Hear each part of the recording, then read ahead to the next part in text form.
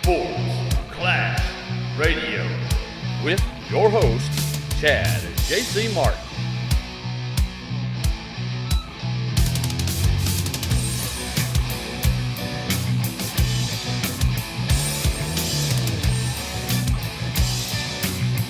Welcome everybody to another edition of Sports Clash Radio. I'm your host, Chad Martin, and with me is JC, and we're talking college football. Another weekend is in the books.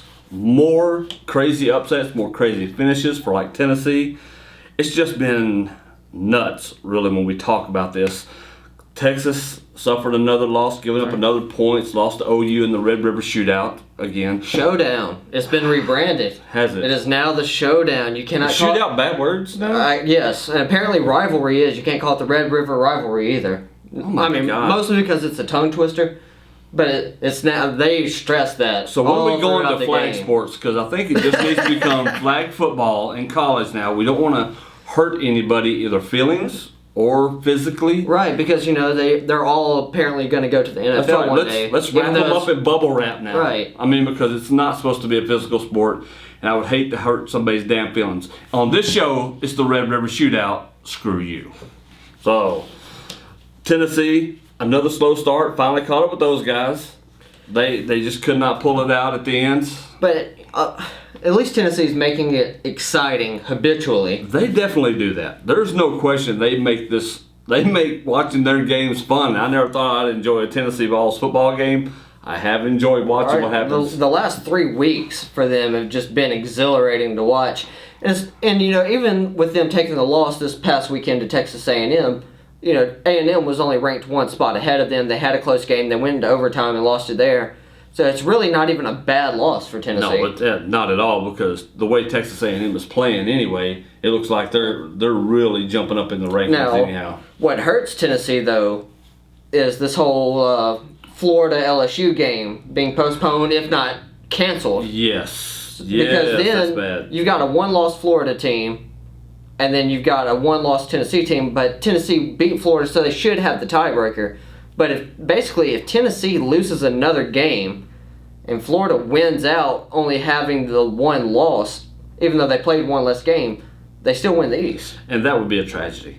That is truly a tragedy. And I think that whole situation is garbage, honestly. Right. But what blows my mind is, this game was supposed to be in Florida. Yep. So, and there's the hurricane, but Florida State still played Miami. Yeah, exactly. Georgia and South Carolina still played, even though they moved the game from Saturday to Sunday. They still played the game. Yes. So why couldn't this game been played in Gainesville? I don't know. Was the flooding just like really bad specifically in Gainesville and not that many other places in the state? Yeah. If you guys have the answer to that question, let us know, because we certainly don't have the answer to that one. That is a great question. And speaking of LSU, their mascot, Mike the Sixth, died of cancer finally today. Sorry. Hate that for you. Rest in peace, Mike. Man, that's awesome. I hate it when animals like that. Right, because real live animal mascots, and I don't care what your feelings are about the treatment of animals, whatever. That's a entire different discussion for an entirely different show. Exactly. But on this show, I do love live animal mascots. Yeah, it's I like think they're awesome. When Ole Miss, when they got rid of the Rebel, Colonel Reb as the mascot, and then they brought in the Black Bear. I don't mind a Black Bear mascot, but I don't want a dude in a suit. Yeah, exactly. Bring in a live caged bear. Get us a bear. There's enough running around Mississippi now anyway. You can get one. That just looks cool, sounds cool. So live animal mascots like this are cool, like Uga at Georgia, Smokey at Tennessee. Yeah. Those are cool. So Bevo. Yeah, Bevo at the University of Texas. So sad to see Mike go, but it is in LSU. If you have a chance, just YouTube it, or you can go to LSU's website and see it. But they put together a great little tribute video to Mike, so it was awesome. Check it out. Sad day. I think it's sad because mascots are such a huge part of these college teams and colleges in general. And if I'm not mistaken, I believe the University of Memphis also has a live tiger as a mascot. I did not know that. I should have known that since I would live less than 30 miles away from them. Tells you how much we paid attention to Memphis over the years, even though they've kind of got their program up and running, so which is pretty awesome. Let's get into the upsets of the weekend. All right. So I think this is important. We did our pick'em last week. Thought we had a pretty good beat on things until it showed us we didn't. Navy beats number 6 Houston 46-40. Right, and I, even though I did pick Houston to win this game, I'm not trying to backtrack on that. I definitely picked Houston. I did state that the only 2 challenges that Houston will have left this season are Navy and Memphis. Yeah, well, they lost the first challenge because, wow, I was shocked that Navy did pull that off, but they did 46-40. Now, this is not really an upset, but it depends on really where you stand on Florida State, honestly, and how you look at their season, because their season is just crazy, is what it is. But they're ranked number 23. Technically, they beat the number 10 team in Miami. Miami still cannot figure out how to beat Florida State. Oh, I think this is more of a Mark Richt problem, because this has kind of been his staple, especially like the last 15 years when he was at Georgia. That team is just not clutch in big-time situations. Yeah. His teams never are, and they're usually not that disciplined. So, I mean, they just kind of had a meltdown in the fourth quarter. And even though you only gave up the 1 field goal to Florida State, that 1 field goal is what won them the game. Yeah, and your blocked PAT. That comes back to bite you. All that stuff matters. So that was an unranked Washington State. Absolutely destroyed Stanford. I mean, it's ranked number 15. Realistically, who saw that coming? Nobody did. Nobody in their right mind picks Washington State. Even Washington State was stunned that they beat Stanford like they did. It's not even that they beat Stanford, because I understand any given Saturday anyone can be beaten. That's right, but this was a true beating. This was a beat down. It was completely. Like, we throw those words out a lot, but that's what this was. Washington State just smoked Stanford. It was ugly. I mean, 42-16. I mean, come on, Stanford, really. As the great Jim Ross would say, Stanford got beaten like a government mule. Yes, they did, all day long. Then you had unranked USC. They beat number 21 Colorado 21-17.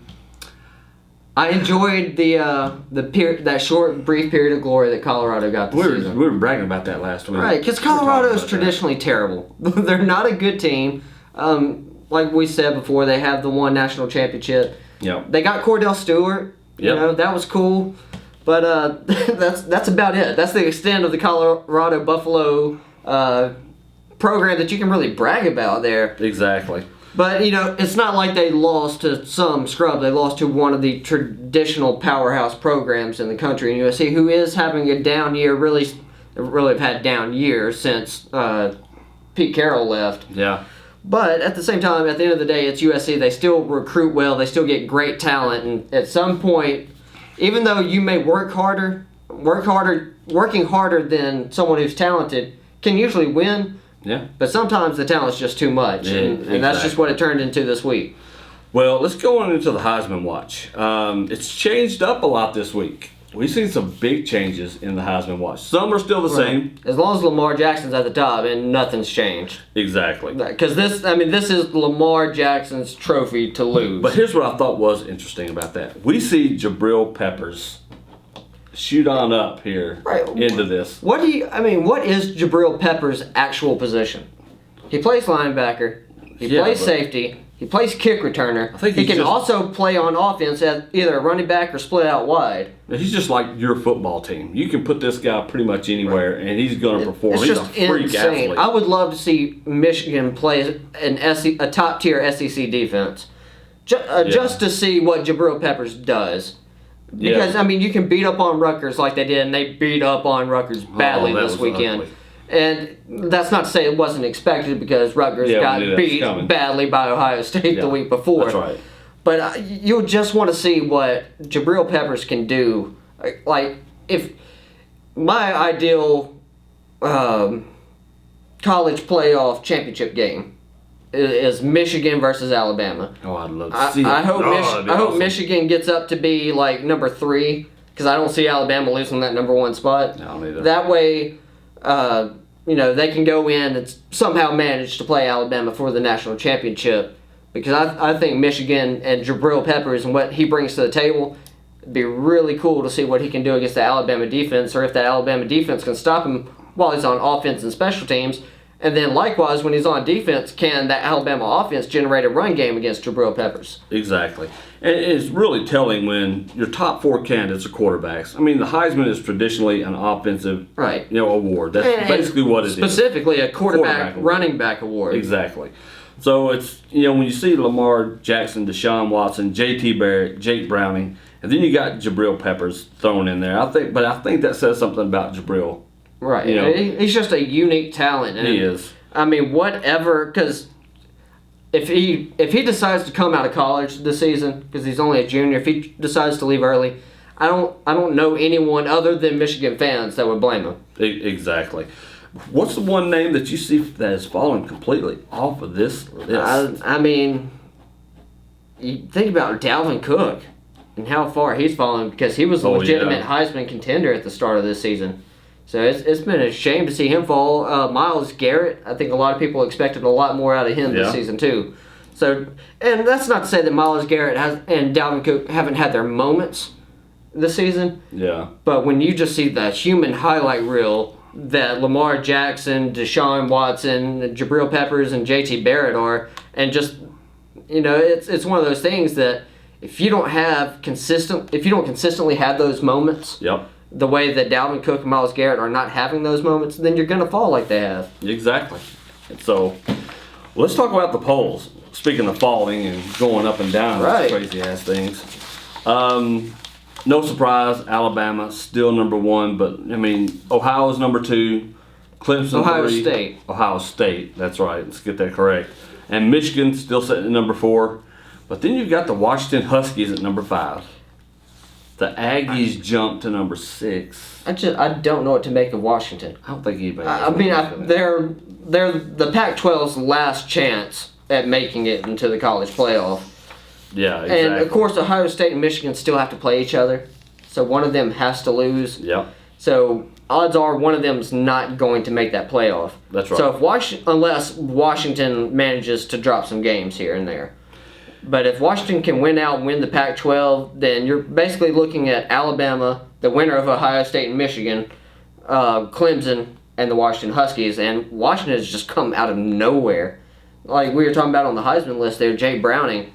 I mean, this guy is a legitimately good pocket passing quarterback. He is. He can break down the defense, and he's making plays. So what do you think? Does Texas A&M play Alabama this year? Yeah. Oh, yes. So it could be an interesting game. They're in the West. They got to play. That's at some point. Now, and A&M still has to play Ole Miss as well.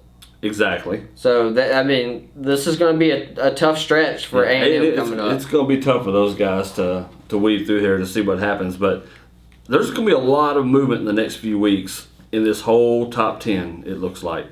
The Volunteers, they didn't really fall. No, they stayed put. Lost. They were number 9 coming into last week. They're number 9 coming into this week. Exactly, and that's all the heart and fight that they show. I'm not really surprised about it. It's been kind of cool, though, to see the Badgers rise up as high as they have. Well, they've really put together some impressive stuff, though. And it started out with the win over LSU. Yep. Of course, they got the big win over Michigan State, which, both of us had picked Michigan State in that game, especially since it was in East Lansing. But, that's the name of the game, and the Wisconsin's done their job for 5 weeks now, so we got to see what they're going to do coming into week 6. Yeah, we got Louisville number 7. We talked about Wisconsin 8, Tennessee 9, Nebraska's number 10, Baylor's at 11, Ole Miss 12, Houston fell all the way to 13. Florida State has jumped up to 14 after that win over Miami. Boise State, it's at 15. Miami drops from 10 to 16. Virginia Tech is number 17. The Gators, we talked about that and that whole stupid situation, they're at 18. Oklahoma Sooners moved up a few spaces to number 19. West Virginia's 20. Utah's 21. The Razorbacks are at 22. Auburn, 23. Western Michigan is at 24. After that big win over Oklahoma State. There you go. It's carrying weight. And Navy has jumped into the top 25 at number 25. I think that's a bit excessive there. I understand, yes, you beat the number 6 team in the country, but we all understood that outside of that big win over Oklahoma, Houston doesn't have a lot of competition. Exactly. I think it's one of those, and I think we built everyone all across the country has built up this Tom Herman thing. Yeah. And that's not to say he's not a really good coach, because he obviously is. He's turned around a program in Houston who hasn't been relevant since, the early 90s? Yep. So, I think this notch with Navy being number 25 is all for naught, because they're eventually going to find their way right back out of the top 25. Yeah, that could happen really, really soon. And let's talk about that. Let's go ahead and pick these games. All right. What do we got going on? Because we did so poorly last week. Right. So Friday night, we've got Duke versus Louisville. I'm going Louisville. Yeah, there's no reason to go against Louisville until they really give you a legitimate reason not to. Because, their one loss is to Clemson. Yeah. So, and Clemson's the number 3 team in the country, so no reason to knock Louisville there. NC State. Against that very same Clemson team. Yeah. Got to roll with Clemson until they show me why I should pick against them. Even though NC State did have a pretty big win against Notre Dame this weekend. Kansas State. OU. This is the problem with the Big 12, is you don't know what you're going to get. The Big 12 is absolutely horrible this year. Yeah, they are. Even though Baylor's number 11, they're undefeated, I still don't believe in Baylor. So this one's a pick 'em. I think at the end of the day, I will take a Bob Stoops team over any team in the Big 12. Yeah. Let's go number 20, West Virginia at Texas Tech. 4-0 versus 3-2. Right. Now, I want to pick West Virginia. This is another Big 12 matchup right here, West Virginia versus Texas Tech. West Virginia does have a running back who played in our town here at our local community college at Northwest Mississippi Community College. Kid by the name of Justin Crawford. He's out there making plays for West Virginia.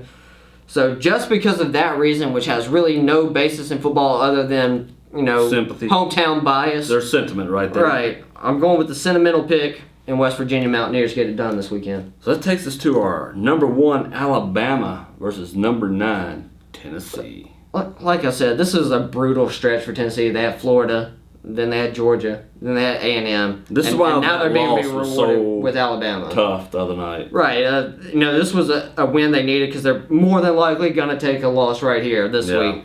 Because if they don't get out on the same thing we said about A&M, and it came to fruition, if they don't get out on these guys early, they don't stand a chance. Yep, you got Nebraska at Indiana. Nebraska's winning games. I don't think they're going to win the Big Ten. I think that's going to be Ohio State or Michigan at the end of the day. But for the sake of this Big Ten matchup, got to roll with the Cornhuskers. All right. Picking an unusual amount of road teams this week. I know, that's right. Kansas.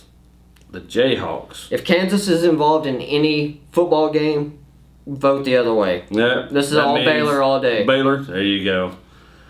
Wake Forest, who's at 5-1, which is unusual. FSU, who's ranked number 14. Again, they're just fluctuating. Who's at 4-2. What do you think?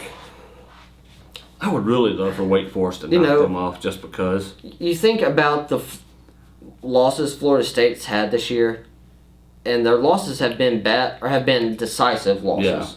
Yeah. It wasn't. They weren't close games, but they lost to great quality opponents. They've also had wins against great quality opponents. It's true. And I don't see that changing this week. I think Jimbo Fisher is going to get this thing kind of back on track after this past weekend, where they snuck out the win over Miami. But hey, at the end of the day, you beat the number 10 team in the country. Exactly. I think they got Wake Forest as well. Not unless Tim Duncan's going to put on a football uniform for whatever reason and come out there for his old alma mater. Speaking of Miami, they have UNC, who's put up a 4-2 record. Right. And UNC is a much better team than their record shows. Exactly. Of course, they played Georgia close in that first game. Of course, we've seen that Georgia's fallen out of the top 25 now. Played Florida State right there to the end. Right. They played Florida State to the end. So, and they walked off with that victory over Florida State. It's tough. Which UNC team are we going to get this weekend? Right, and that's the key. And this game is in Miami. Yep. So it's really, can North Carolina recapture that magic, going back to the state of Florida and pick up another big win? But you know what? I'm going to go upset pick UNC. I'm going to see if lightning can strike twice in the state of Florida. That's a good call. Going UNC. Let's go upset on that one. Who do we have next? Number 24, we got Western Michigan going against the Akron Zips. 24, man, that's crazy.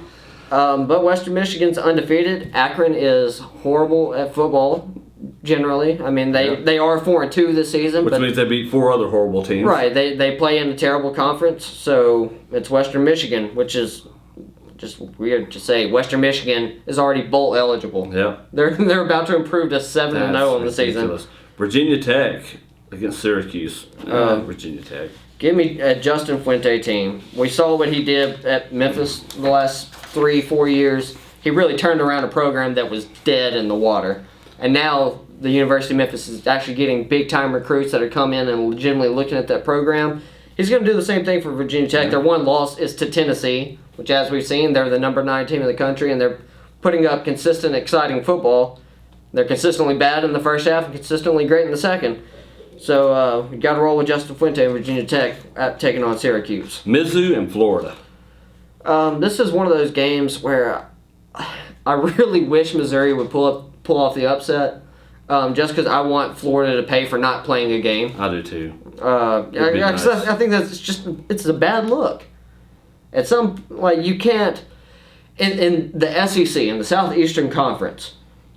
If you're playing 11 games and everyone else is playing 12, especially when it's a conference match like LSU and Florida was supposed to be. That should be mandatory. Right. It should be mandatory to play that because all these teams are constantly beating up on each other. So for you to get a conference bye, I really want Mizzou to pull the upset, but I'm not that brazen. That's right. Florida Gators. You got Utah against Oregon State. Oregon State's got some really cool uniforms. Yeah, Utah. Cool uniforms? Nah, not cool uniforms. We're going with the Utes. And number 12, Ole Miss against number 22, Arkansas. All right. So anyone who's been paying attention to the series the last 2 years has seen 2 very different things ending in the same result. Yes. 2 years ago in Fayetteville, much like this game is this year, Arkansas beat the brakes off of Ole Miss. Yes, they beat them 30-0, 33-0, something like that. It was bad. We got terrible Bill Wallace for the Ole Miss Rebels in that game, and it showed the entire way. Of course, Ole Miss was without Laquan Treadwell, who had snapped his leg in the Auburn game, but that's excuses. At the end of the day, Ole Miss got beat badly. Yeah. Well, fast forward to 2015. This is a good back and forth game. Ole Miss was up. They kind of let Arkansas back into it. Comes to a 4th and 25. Ole Miss actually, Arkansas completes like a 10-yard pass to tight end Hunter Henry, who's now with San Diego Chargers. Ole Miss gets to him, wraps him up, goes to sling him to the ground, and Hunter Henry just kind of throws the ball backwards. Doesn't necessarily know where it's going. The ball bounces off the turf, right into the hands of Alex Collins, who then runs for 27 yards and picks up the first down. Yeah, ridiculous. And then after that, of course, Arkansas is trying to drive again. Ole Miss stops them again on 3rd or 4th down on a quarterback sack. I think it was 4th down. Stopped him on 4th down with a quarterback sack. Got called for a face mask call, which, it was the right call because it happened. And then Arkansas went on to eventually win the game in overtime. So I think this year, the curse of Brett Bielema over Hugh Freeze gets broken. I'm taking Ole Miss on the road to upset the Arkansas Razorbacks. I agree. If you can call it an upset. Ole Miss is 12, Arkansas is 22. They both have 2 losses. Arkansas has the one more win than Ole Miss does. Yeah, for an Ole Miss fan, we'll be talking about this game on our Fins Up podcast. This is like the opposite of the Hugh Freeze, Nick Saban. Hugh Freeze got the better of Nick Saban the last 2 years in a row. Nick Saban got his revenge this year. Hugh Freeze gets his revenge on Brett Bielema in this Arkansas program this season. All right, well, let's go Tulsa versus the hurting Houston, who just dropped that game. Right. Navy. They dropped the game to Navy, but they lost by 6. It's not like they got blown out, but it only takes 1 point to lose. It does, but I don't think they lose this And Tulsa's 4-1, but I don't see them beating Houston. I don't either. All right, the Ohio State versus Wisconsin. Oh yeah, this is gonna be This is gonna be the game of the week.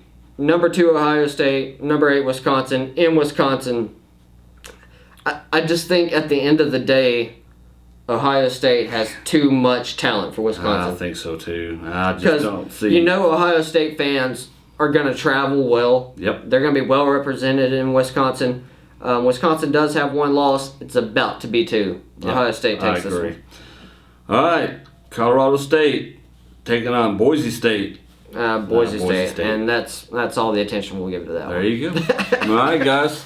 Well, that's it for us this week. We appreciate you tuning in. Check back soon. Follow us again on our Patreon page. It's patreon.com/sportsclash. Follow us on Facebook, Twitter, Sports Clash Rad. Facebook is going to be Sports Clash Radio. We only get a certain amount of characters on Twitter, but follow us. Say hello. Let us know what you think. Tweet us. Message us. All that good stuff. Appreciate you tuning in. Thanks for your support. We'll catch you guys soon.